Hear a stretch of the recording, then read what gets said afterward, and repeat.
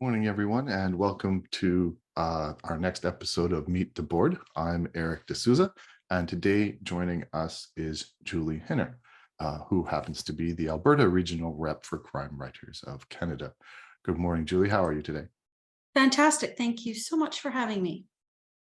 I do have a short bio for you that I'd love to share, and I will, but it kind of contains a spoiler for my first question. So I'm going to skip to the first question and do things a little backwards. And I basically just wanted to ask you about your Facebook page because it has a cover I don't typically see on Facebook. Here's just the picture. So that's what you use as your title screen for your Facebook. Oh, It's not the typical picture we see for a Canadian crime writer. no. I guess sort of first question is what's going on? That was my epic book launch last June. And so my book launches are a collaboration between local musicians and myself, because my storytelling is a fusion of music and words. And thus, this band is actually a local band, and they have 2 albums. They're working on their 3rd. So it was artists supporting artists, and we collaborated together. And I also see my book launches as a celebration for myself, my friends, my family, the people that support my books locally every year. And actually, it's caught on quite well. People really look forward to the yearly party that I've been able to have for 3 years now. Yeah, it sounds like the funnest book launch I've ever seen. Right? So as promised, allow me to read your bio. So Julie spent over a decade working as a computer scientist at a large-scale network systems. In breaks between contracts, Julie followed her passion for writing. She has a long time fascinating with the complexity and dark mind of a serial killer. Finding inspiration at a talk given by a local homicide detective, Julie surged down her new path of writing a dark serial killer novel. Now Julie serves up toxic cocktails of 80s metal, ritualistic murder, and raw horror at killersanddemons.com, which I visited, and is quite the page. It was a lot of fun, dark fun, let's say. I know, well, right now, you have 3 published novels from the Detective Mahoney series. Yes. And congratulations. I also read that book number 1 was a finalist for the Kindle Book Awards Horror and Suspense. So congrats. Thank you. Thank you. You mentioned in your bio that you were sort of inspired by a real life local detective. Is that person the inspiration to Detective Mahoney? Completely. And I did get his approval. Of course, it's a fictionalized version of him. It isn't exactly him. However, after having the great opportunity to interview him one-on-one for years, and he is still a source of information for me, I realized that the mind of the detective can be as dark and interesting as the mind of the serial killer. Thus, it was quite easy to pull pieces from things he told me and then spin them into the fictional world and make them tempting and delicious and something that you can't put down, that you want to read about. So completely 100%, he was a huge inspiration for that character. Excellent. You also told me just on emails when we first started talking that you're big on nano. Yes. If you're watching this live or close to live, today is November 28th. I'm shocked that you have time to talk to me. So how is your nano coming along? Fantastic. So I understand that nano can be a stressful thing for people, and I definitely don't support that. I don't support this. You have to write a certain number just for the sake of doing it. The reason it's so special to me is the first time I did nano, I was actually still writing the first novel, Final Track, and I was really struggling to finish it because I had yet to learn the ability to let the words flow without overanalyzing and trying to edit and trying to make them perfect. So somebody I knew suggested I try this. And for me, I guess having like the goal in mind just allowed me to stop thinking and just write and learn how to write without editing and understanding that it's your, subpar first draft. The reality is that you can't fix something that doesn't exist. So until you have that draft down, you can't massage it into the piece of art that you want it to be. So this helps me to get that first draft down. And now the reason I do it every year is because I found a community that I do a boot camp with, and we actually do sprints together online. It's run through a guy through the UK actually, but there's people all over the world, and it's a very supportive community. We are all at different spots in our writing journey. So we get together and we write, but in between the sprints, we help each other with whatever problems we're facing, whether it be personal or in our writing life. And then I treat Nano as having it in my calendar. I'm a very project planning oriented person in some ways because of my computer science background. Yeah. So I then allow myself time in October to plan certain pieces, not everything. I like to allow some creativity to just come. And then I actually schedule that time in November. So those times aren't to be disturbed unless there's something really important. And I use those chunks of time to relax and focus on a scene and just be in that creative space. So it's a very constructive thing for me.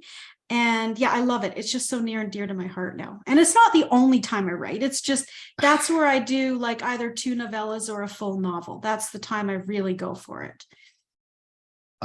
Sorry, I hope you don't mind. We should backtrack just a little bit, just in case everyone watching here isn't necessarily a writer, because I sort of took that for granted. They may not know what Nano is. So could we completely say what it is? Yes, I actually did a little live stream about what the heck is a nano, because a lot of people are like, what's a nano? It's National Novel Writing Month. And what it is, and I know 50,000 words doesn't mean much to somebody who doesn't write. I didn't know what that meant. But it's basically a target for the minimum word count for a draft of a novel. So the idea is get the novel down, get the first draft down. And you don't necessarily have to do that. I know a lot of people that do a series of short stories or a novella or 2 novellas, which are shorter novels. But the whole idea is premised around writing your first draft of a novel. Excellent. Thank you. Sorry for asking those questions maybe out of order, but maybe needed to be clarified. Yeah. On top of all of that series, and you have several other standalones, including memoir, but I noticed you obviously have a passion for horror, and you've helped edit 2 anthologies. Personally, is that right? You're looking to the side. No, yeah, sorry. Yeah. Personally, I'm also a publisher, and I've published 1 anthology, and I kind of joke, never again. It's a lot of work. Yeah. You obviously liked it a little bit more since you did 2. Is there going to be a 3rd? Is it something you enjoy doing? Probably. And the reason it happened for me, there was an author that I really admired, and I was reading all his work, and he actually had a Patreon account at the time where, I think he still has it, but he had this Patreon account going. And at the time he was sharing pieces of work as he was writing them for his members. And it was an opportunity to read it and comment on it. And I just enjoyed it so much. And at one point I said, like, am I the only one making all these comments? He's like, yeah, kind of. But I was so into the writing and the style and the raw, like, to me, the best horror, including my detective series, is the raw emotional horror. And this was that. And so I was giving him all this feedback. And so he actually was the one who created the other side, it's called. But he's reaching out to people who might help him with reading some of the stories. And he actually just, I clung to that, but I said to him, like, I am submitting a story for this.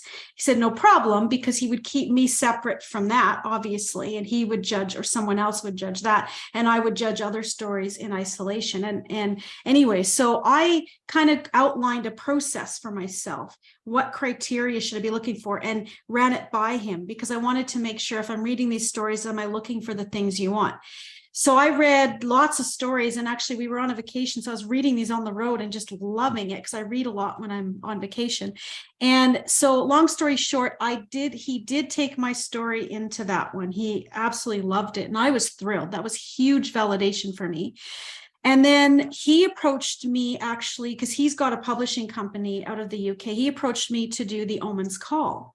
And so what we did is we put together a very clear process, because I had enough understanding by then. When you open a call and you get hundreds of stories and you have to read them all. What a nightmare. But we actually had a team of readers. We put a process in place, a set of criteria in place, a scoring system in place. And no, you can't take out all matter of opinion, but you can guide it to be reasonably consistent and reasonably fair without overwhelming one person. Because if you overwhelm one person, you're not even really judging the stories fairly then, right? So we had a really good system in place. We had time allocated. We each put a story in, and then of course we picked about another 10 stories, and it was such a delightful process because we had the appropriate process in place. We had time allocated. We had the energy to do a quality job. And I'm really proud of that collection. It's a beautiful collection. So yes, I would definitely do another one with him if the time came.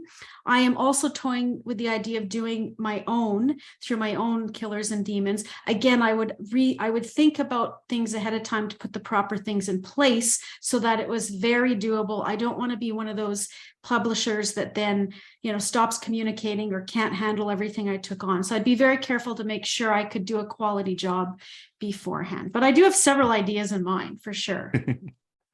One question, I don't have it written down as a question, but I often ask authors is what their previous careers bring to their current profession of being an author. I can see the computer scientist in you. Yes. You're obviously very organized. Yeah, I did a master's degree. So I actually, when I was working for companies like Panasonic and Nortel and General Dynamics, which is a military engineering company, I was doing a research position where I would actually plan out the projects and work directly with the customers. So I did have my fingers on the planning, the coding, running all of the tests, doing the analysis, and creating the reports. Excuse me. So I actually do have a lot of project planning experience with big systems. So that definitely is a huge asset to me as a self-published author, for sure. Also, as a board member for Crime Crimewriters Canada, I can see how those skills are going to kick in.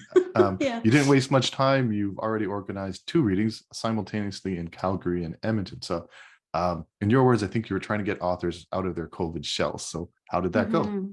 Fantastic. So what happened is I was really surprised to be approached by a couple of people I know to take on this role as the Alberta rep.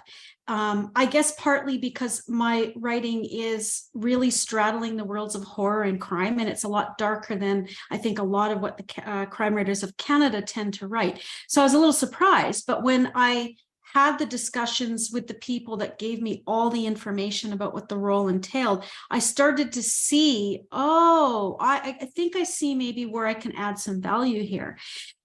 So yes, very quickly, I realized I had a kind of a virtual happy hour in September just to kind of feel out the crowd, and then everybody in Alberta could join in. And it became apparent that there is a mix. Some people want virtual events, some people want in-person events, and I can do both. I am quite capable of organizing in-person events, as you can see from my book launches. So I reached out to the Owl's Nest here in Calgary, which is a huge supporter of local authors, however they're published, self-published or traditionally published. And they do such a fantastic job there. And I just kind of took over the social media and encouraged other people to share it. And it started getting shared around a lot. We had a full house. We had 7 people sign up to read. We sold a whole bunch of books that night, which is really good for both the bookstore and the authors. And, there were people that were well seasoned that got up and read, and there were people that were scared to do it, but were so happy that they were able to do it. And that's another thing I can contribute is I've had a lot of anxiety and self-confidence issues through my life, and I know how it feels. And I am more than happy to help somebody through that and show them the other side. And yes, simultaneously in Edmonton, it wasn't that hard, knowing quite a few writers in Alberta, to find a place to set it up so that they could show up and have a similar event there. And from what they've told me, it was quite successful and they really quite enjoyed the evening. Excellent. Thank you. This is actually, I think, the first time you and I got to chat other than board meetings where it's just like, hi, nice to meet you. Yeah. So, yeah, it was very interesting meeting you. I hope you don't mind. 2 really rapid fire questions. Favorite 80s metal band?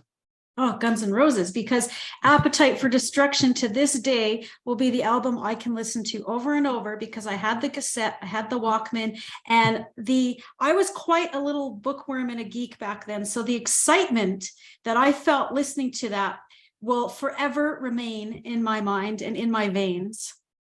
Yeah, I'm wondering. I love that album too. I'm wondering at what age should I introduce it to my kids? Oh, anytime. Anytime. I mean, I guess at least maybe early teens. I don't know. But I mean, I was in grade 8 when I bought that. My parents didn't know what I was Yeah. listening to. So Exactly. They know the singles, but they don't know all the songs. no.